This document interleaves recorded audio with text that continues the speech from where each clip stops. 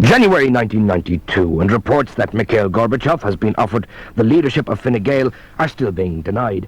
Meanwhile, a curious incident at the former Soviet Union embassy, where the only remaining occupant, the caretaker Andrei Nikolai Sokolov, a 102-year-old recently retired KGB general, was savaged apparently by a mad dog. One eyewitness account claims that the dog was in fact a bitch and looked as if she was in the throes of rabies. And as she left the building, a fast car pulled up, and the mad dog got in and escaped. But more on that story later.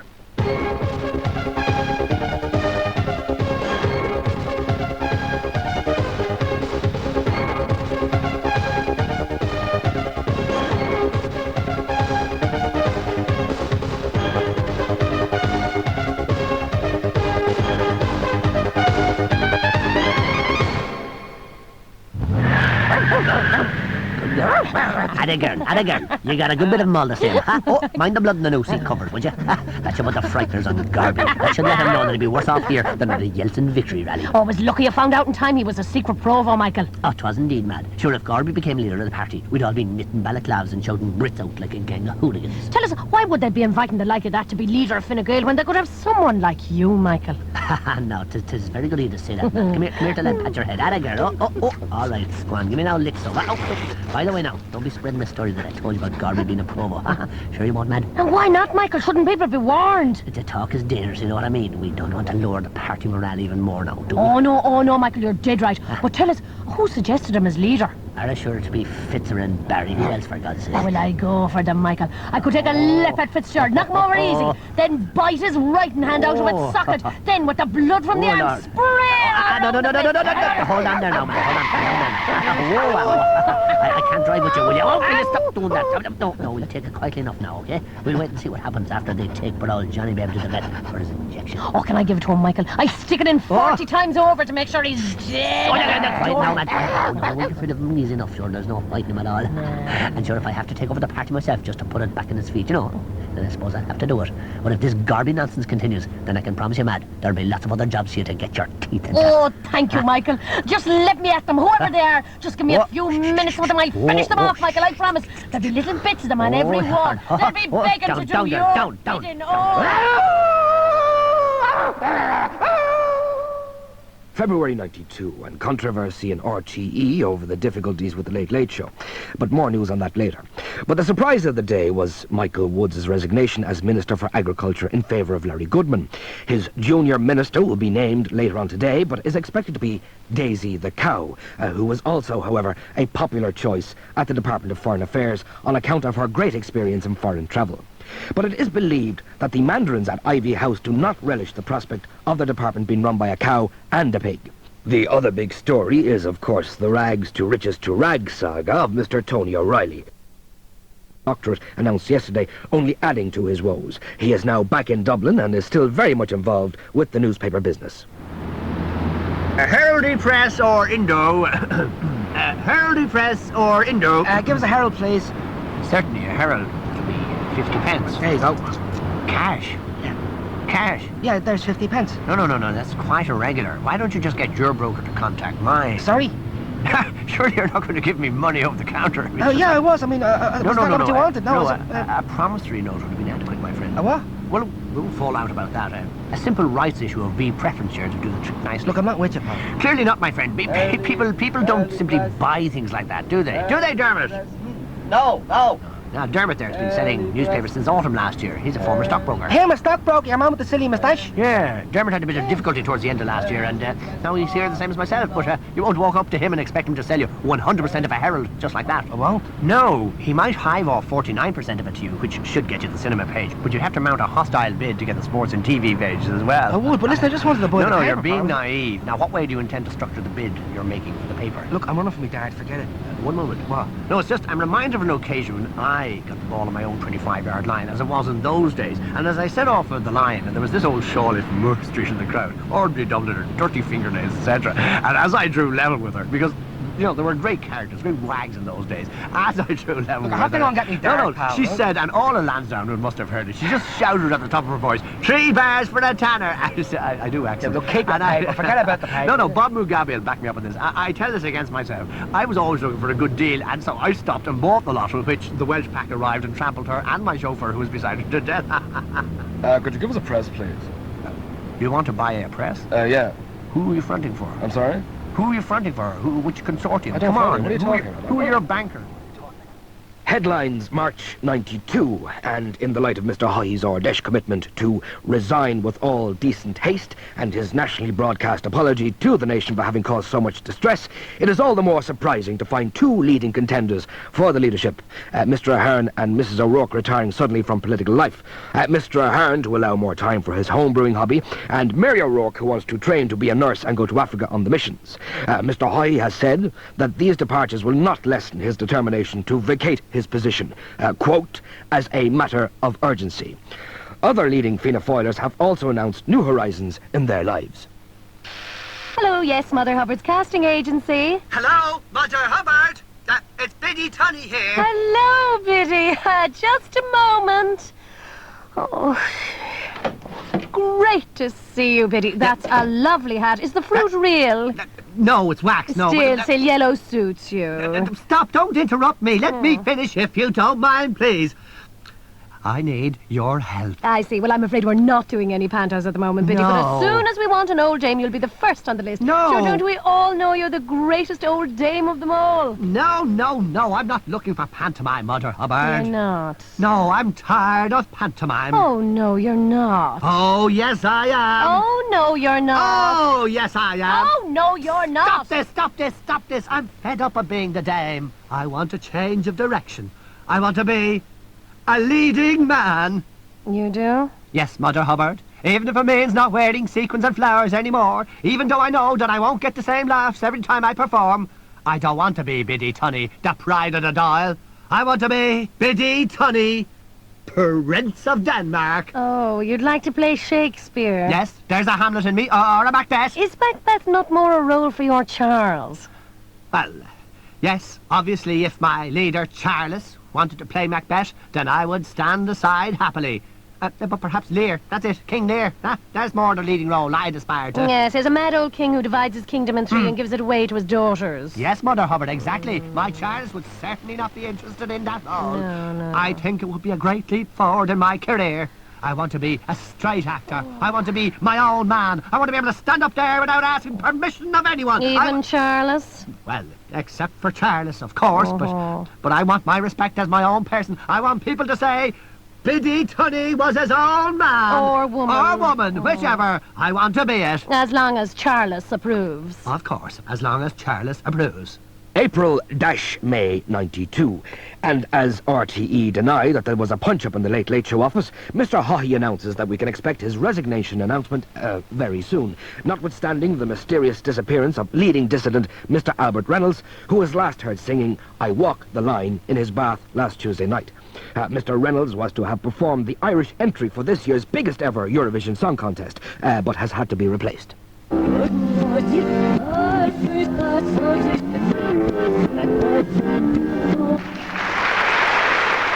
Yes, indeed. And why not? Very researched, do not think. Yeah, that was song number 53 from Bosnia-Herzegovina, Ja Ja Ja Ik Boom Boom, which of course means let the emergent nations be free, for the voice of the people will be heard despite oppression. And very moving it was too. Now, all right. Okay. Indeed. And it's just after midnight, and we're at the halfway stage in the 1992 Eurovision Song Contest. And so far still, the entry from Latvia seems to be the hot favourite. A wonderful 8-man brass ensemble with an exciting folk number, Brusta, Brusta, Yeah, Yeah, Yeah, which translates as, although my Latvian's a little bit rusty these days, rise up oppressed nationalist peoples and demand your freedom from the communist superstate stranglehold.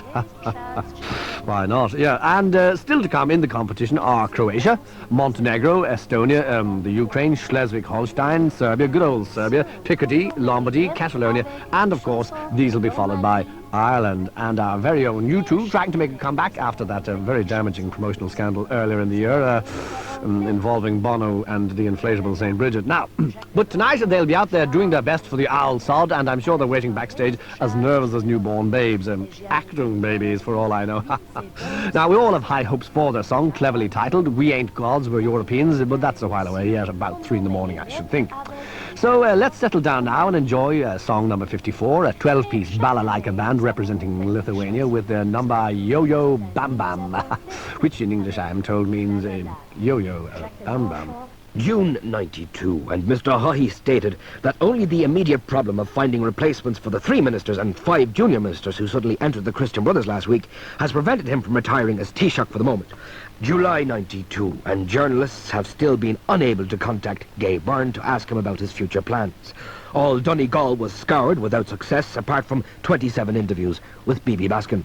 Meanwhile, Mr. Haughey's efforts to vacate his position as Taoiseach were frustrated again by the retirement from politics of Gerard Collins. Mr. Haughey has been forced to add the foreign affairs portfolio to those of health, agriculture, finance, justice, education and the Gaeltacht, which he is holding until he appoints his new cabinet.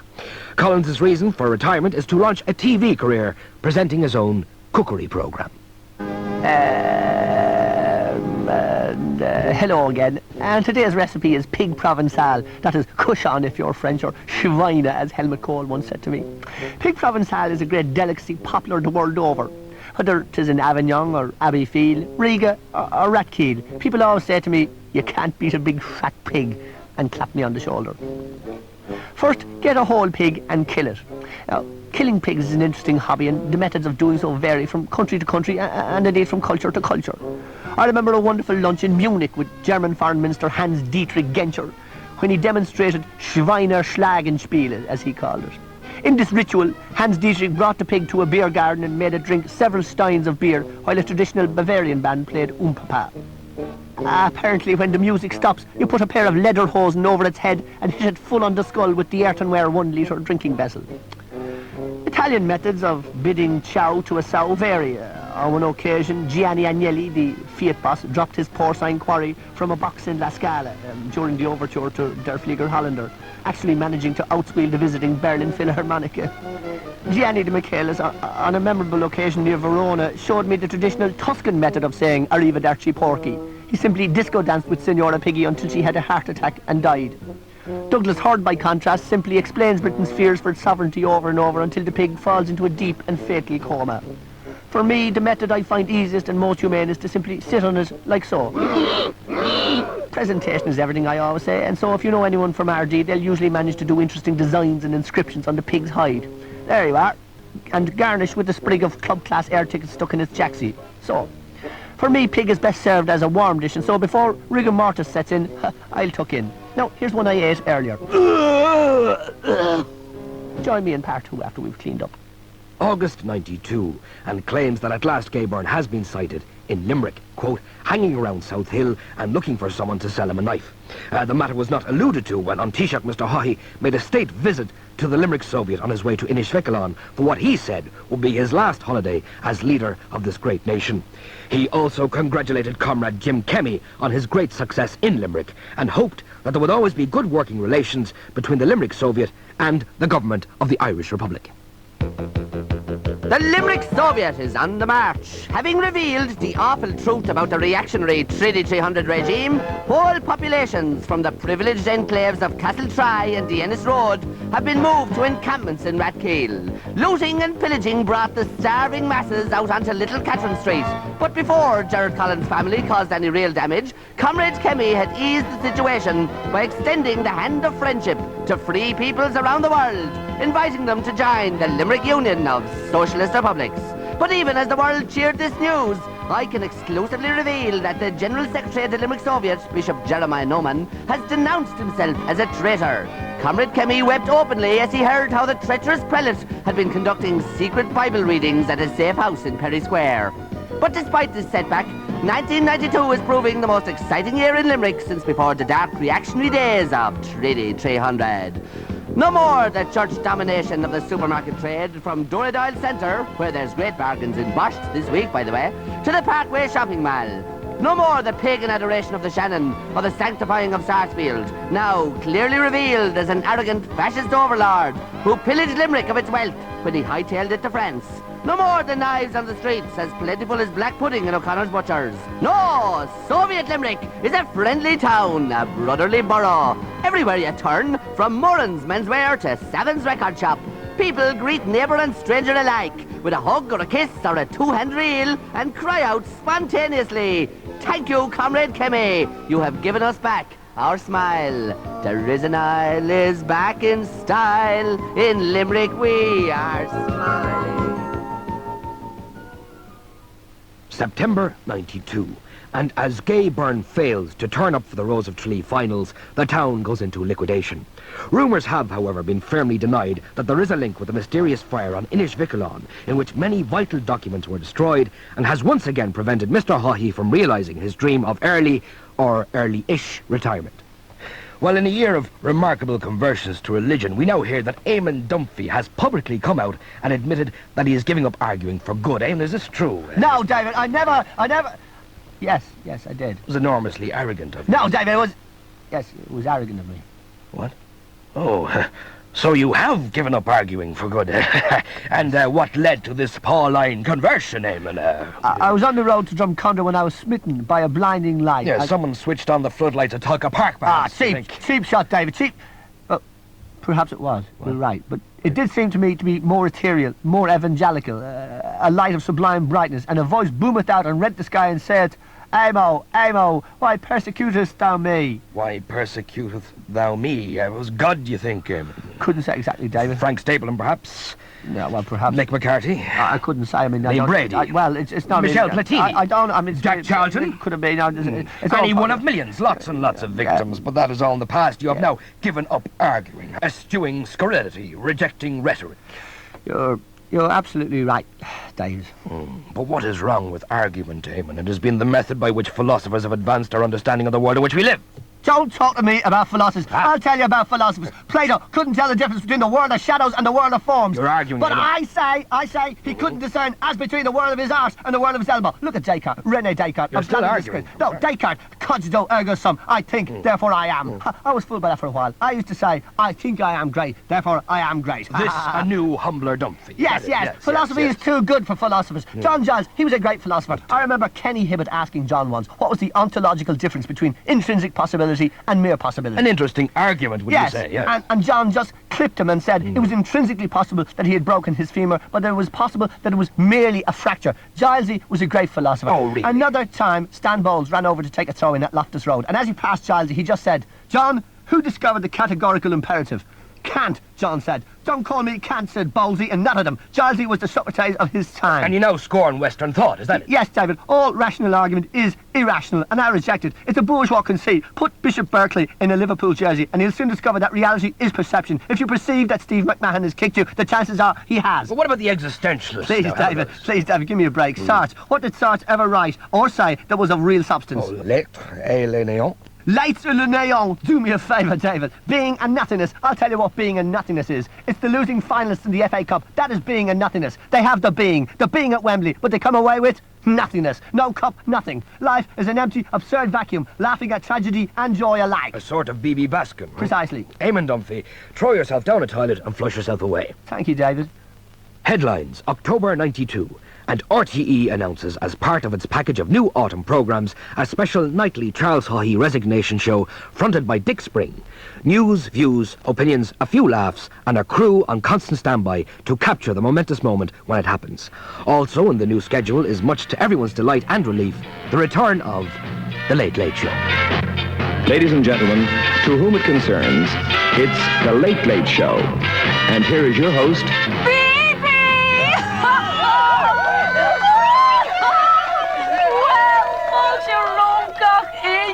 Here I am now presenting my very first Late Show.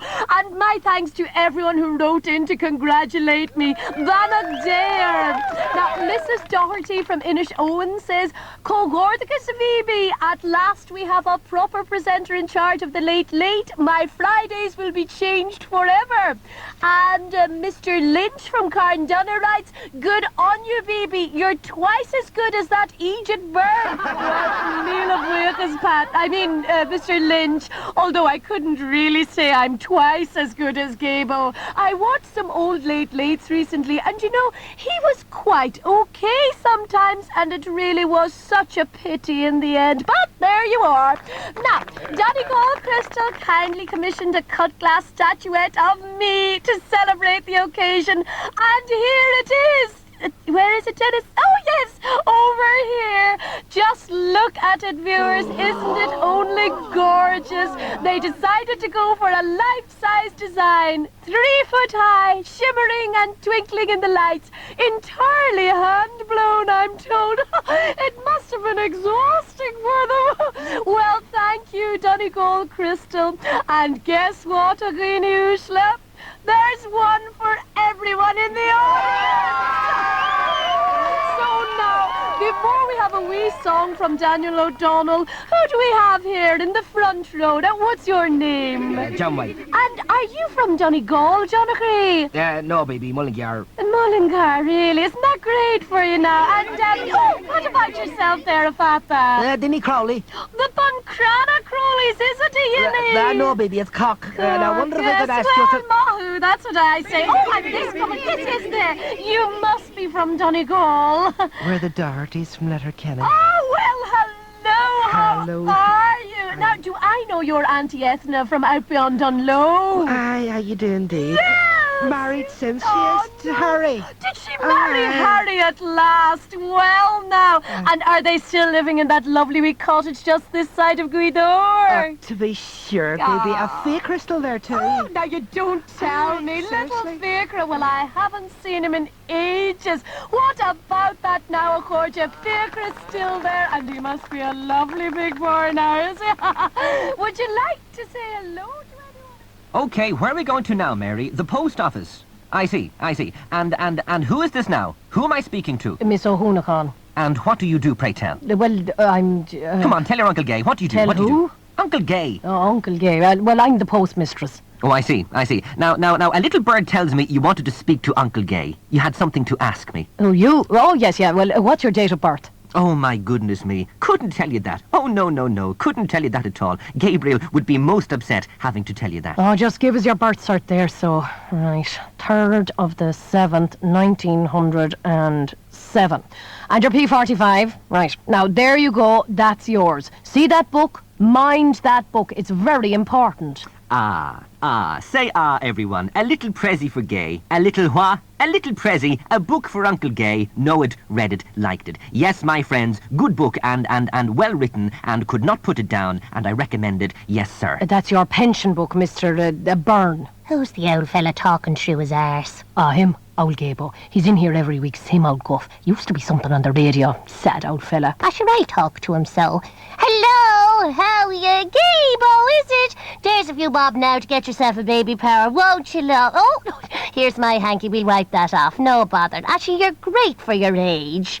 Dateline Dublin, December 92.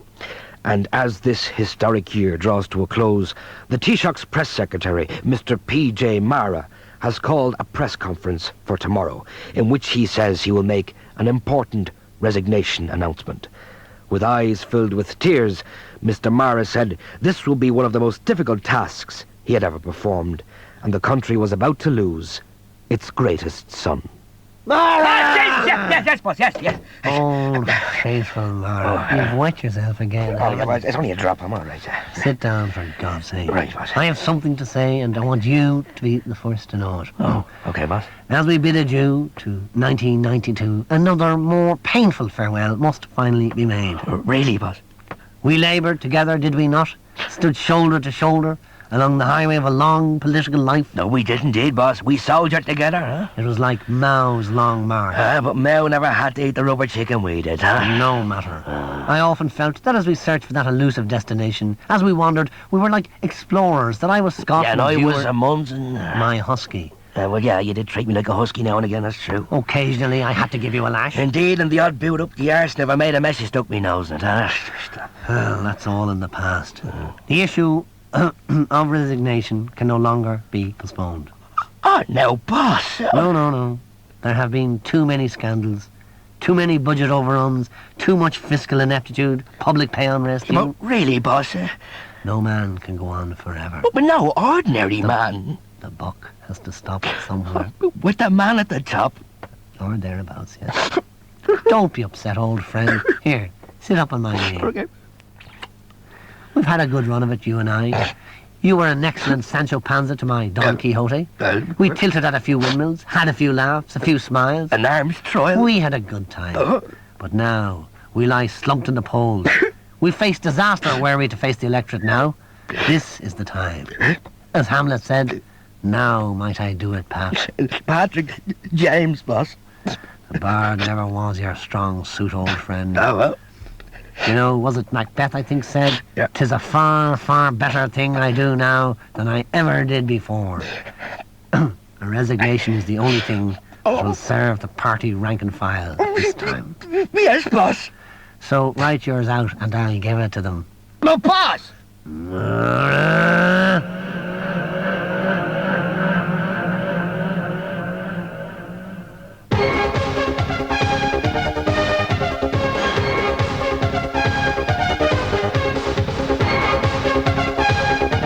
And that's all from Scrap Saturday. The show was performed by Dermot Morgan, Pauline MacLean, Owen Rowe and Gerard Stembridge, with Dermot O'Reilly as Gabo. It was written by Dermot Morgan and Gerard Stembridge, engineered by Lockie Butler and directed by Gerard Stembridge. Recorded at Real Good Studios Dublin, Scrap Saturday is from Q Productions for RTE.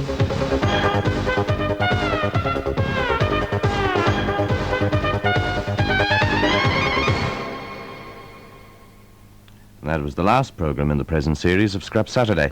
It'll be repeated on 2FM tomorrow morning at 11 o'clock. Look, this whole business of the scrap annual tape must be faced up to. This tape is brand new material, brand new, never broadcast before, almost a full hour of new scrap, and I think they're showing frightening immaturity with some of the sketches. And I'm afraid that if you start listening to them, you'll end up bursting with laughter. I'm pleading with you, don't buy these tapes. Boyer's sale is now on. Four Seasons fashion jackets were $89.95, sale price $44.95 at Boyer's, North Earl Street, Dublin. Every year, over 1,000 people go blind in Ireland. Think about it. 3 people losing their sight every day. The National Council for the Blind provides the counselling, training and support they require. You can help by sending a donation to the National Council for the Blind, Drumcondra, Dublin 9. Now we go over to the newsroom and Michael Murphy. Good morning.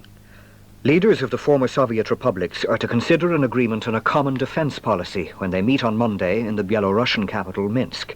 The acting military commander of the new Commonwealth of Independent States said the agreement would include plans for joint military forces. However, it's believed there are still differences between the two most powerful members of the Commonwealth, Russia and the Ukraine, over the control of nuclear weapons and the Navy. In the Georgian capital, Tbilisi, rebels opposed to President Zviad Gamsahurdia have invited senior officials of his government to meet them in an effort to halt the fighting over the republic's leadership. The president is still sheltering in the parliament building, which has been under heavy attack by opposition forces. The Yugoslav army has resumed its artillery attacks on the western Croatian town of Karlovac. Croatian radio said about 10 people were killed in the town yesterday in one of the heaviest bombardments of the civil war. The federal forces haven't commented officially on the latest fighting, but army officers in the area have confirmed that they have shelled Karlovac for 6 consecutive nights. They claimed they were responding to an offensive by the Croatian forces. At home, an opinion poll published today suggests that nearly 2/3 of voters believe corruption to be widespread among elected politicians. The IMS poll in the Irish Independent shows that 68% of those surveyed had little respect for politicians. 65% believe corruption is a widespread and serious problem. Gardaí are investigating the death of a woman after an incident at a house in the Inchicore area of Dublin early this morning. The woman, who was in her 30s, was dead on arrival at St James's Hospital. A post-mortem examination is to be carried out later today. The weather forecast. Dull and cloudy, with mist and a little drizzle and moderate southwesterly breezes. Daytime temperature is 7 to 10 degrees. Outbreaks of rain are expected in the northwest tonight. And that's the news for the moment.